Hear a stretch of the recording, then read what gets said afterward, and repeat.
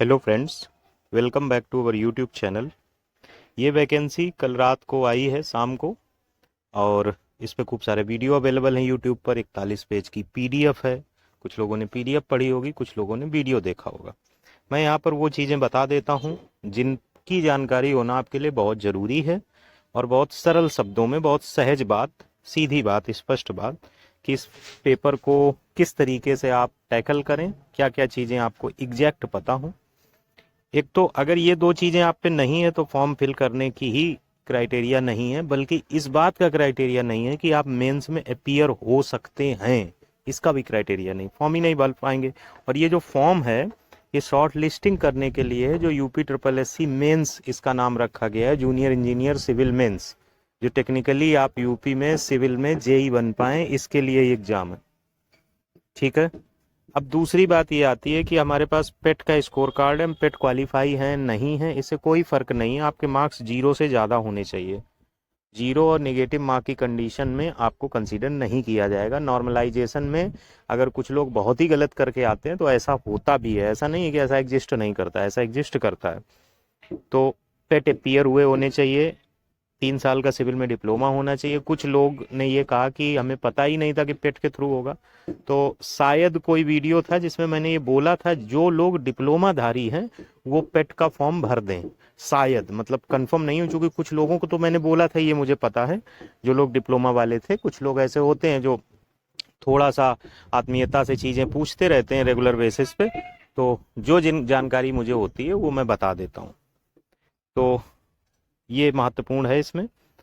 अब बात आती है एज क्राइटेरिया की। एज क्राइटेरिया में अलग अलग क्राइटेरिया है। इन 6 डिपार्टमेंट में वैकेंसी है। नंबर ऑफ वैकेंसी टोटल है 2847, और इन 6 डिपार्टमेंट में 3 डिपार्टमेंट में मिनिमम एज आपकी 21 होनी चाहिए, और 3 डिपार्टमेंट में मिनिमम एज 18 होनी चाहिए। वो 3 हैं पीडब्ल्यूडी, ग्रामीण अभियंत्रण और यूपी राजकीय निर्माण निगम, और दूसरों में 21 है।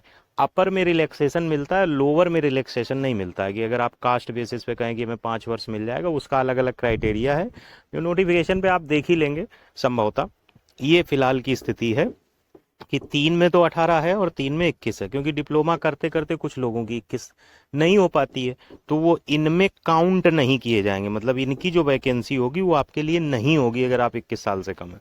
इसको समझिएगा।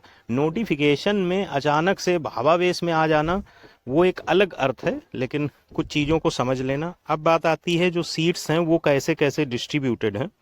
जो सीट्स डिस्ट्रीब्यूटेड हैं उसमें आपकी ग्रामीण अभियंत्रण में 765 सीट्स हैं, जिसमें 421 यूआर हैं। यूआर मैं इसलिए लिख दे रहा हूँ कि बहुत सारे अदर स्टेट के भी बच्चे जुड़े हुए हैं, तो 421 के लिए वो फाइट करेंगे ग्रामीण अभियंत्रण में। मैं अलग क्यों बोल रहा हूँ, क्योंकि कुछ जगह आप 18 वर्ष में वैलिड हैं, कुछ जगह 21 में वैलिड हैं, तो जानना भी जरूरी है। यूपी राज्य सेतु निगम में 96 सीटें हैं टोटल, जिसमें 39 जनरल की हैं। यूपी प्रोजेक्ट्स कारपोरेशन में 27 सीटें हैं, जिसमें 13 जनरल की हैं, और 5 स्पेशल रिक्रूटमेंट से की जाएंगी। स्पेशल रिक्रूटमेंट का मतलब होता है कि इसमें आपका जनरल और ईडब्ल्यूएस शामिल नहीं है, ये एससी एसटी ओबीसी के लिए आरक्षित रहती हैं। ये स्थायी अभियुक्त की हैं, मतलब इसमें आपका सिलेक्शन हुआ, अब आपको वहां से कोई किसी भी कंडीशन में बाहर नहीं कर सकता। आप हाई कोर्ट, सुप्रीम कोर्ट तक लड़ सकते हैं अपनी नौकरी के लिए। जो अस्थायी अभियुक्ति है इसमें घबराना नहीं, ऐसा नहीं कि टेम्परेरी ही है, ये प्रोबेशन पीरियड होता है, और इसके बाद मोस्ट ऑफ द केसेज में इसको स्थायी कर दिया जाता है। सरकारें जनरली अस्थायी कुछ सीन में इसलिए रखती हैं कि उनका अपना एक बजट प्रॉब्लम होता है इन फ्यूचर, और वो मान के चलते हैं कि अगर ये वाला हिस्सा हम अपनी तरफ रख के चलेंगे तो हमें पॉसिबिलिटी होगी। तो बहुत ज़्यादा इसमें ये नहीं कि अस्थायी ही रहेंगी, तो वो प्रोबेशन पीरियड उसमें कर दिया जाता है। तो अस्थाई में आपकी हैं यूपी जल निगम में 693 हैं, और 279 इसमें जनरल हैं। और यूपी राजकीय निर्माण निगम में 146 हैं, और 59 जनरल हैं, जबकि 23 स्पेशल रिक्रूटमेंट से 23 स्पेशल रिक्रूटमेंट से 5 वहाँ स्पेशल रिक्रूटमेंट से थी। और स्थाई और अस्थाई इसमें ये भी नहीं क्लियर है कि कितनी आपकी स्थाई है कितनी अस्थाई। हम सभी स्थाई मान के चलते हैं, इससे आपको हम दिक्कत नहीं कर रहे हैं, लेकिन जो नोटिफिकेशन है उसको अगर एज इट इज नहीं समझोगे, अपने मन में पॉसिबिलिटी बनाओगे, तो मैं उतना करेक्ट नहीं मानता हूं। तो 1092 है टोटल, और जिसमें जनरल की 513 है।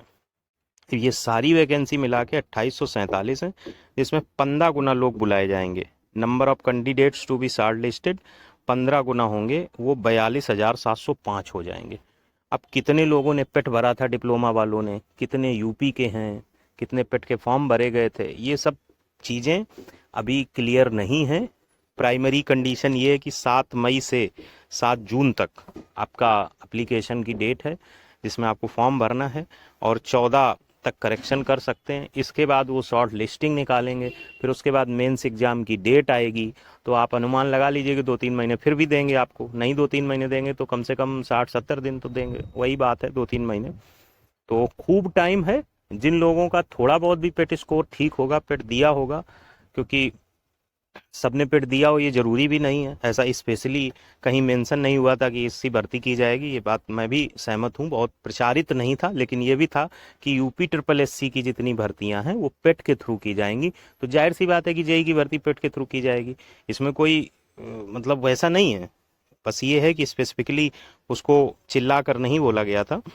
तो व्हाट्सएप पर हमारे इस नंबर पे आप संपर्क कर सकते हैं, अगर आपको लगे कि इसकी प्रिपरेशन कैसे करें, क्या कोई बैच होगा। भी बहुत ज़्यादा मैं सब उसमें बहुत ज़्यादा वो नहीं किया हूँ, बस इतना है कि आपके नोटिफिकेशन से ये चीज़ें निकली हैं, बात को समझिएगा। और हम कोशिश करेंगे कि जो प्रीवियस ईयर के क्वेश्चंस हैं जिनके लिए आपको पढ़ना है, बेवजह बहुत पैसा, बहुत आपाधापी, बहुत उसमें मत पढ़ना। पहले अपनी प्राइमरी चीज़ें देखो, फिर उसके बाद प्रीवियस ईयर के क्वेश्चंस पे बेसिक अंडरस्टैंडिंग कैप्चर करो। सिलेक्शन अगर 6 महीने बाद कोई एग्जाम होना है, अगर आप अपने लिए सही तरीके से 3-4 घंटे समय देते हैं, अपनी रिसर्च करते हैं, तो आपका सिलेक्शन तय है। तो इसलिए इस बात को समझिएगा, क्योंकि फिश मार्केट है, इस बात को कहने में मुझे कोई शक नहीं है। और मैं ये भी नहीं कहता हूँ कि ऐसा ना करें लोग, सब अपने अपने व्यवसाय में अपना अपना काम कर ही रहे हैं, तो उनको डायरेक्टली हमेशा ये कहना ये बिल्कुल लॉजिकल नहीं है। लेकिन मैं ये मतलब मेरा फ्रंट रहा है शुरुआत से कि स्टूडेंट्स को ऐसा कोई स्टेप, ऐसा कोई चॉइस, ऐसा कोई चयन, ऐसा कोई विकल्प नहीं करना चाहिए कि उसमें बाद में पछताने का स्कोप ज़्यादा हो कि उस समय ध्यान दिया होता तो मैं ऐसा नहीं करता। आराम से ठंडे दिमाग से करिएगा चीज़ें, और कहीं पे भी आपको कोई भी डाउट लगे तो आप इस व्हाट्सअप नंबर पे संपर्क कर सकते हैं। उम्मीद है कि इससे रिलेटेड चीज़ें आपकी क्लियर हुई होंगी। Thanks for watching.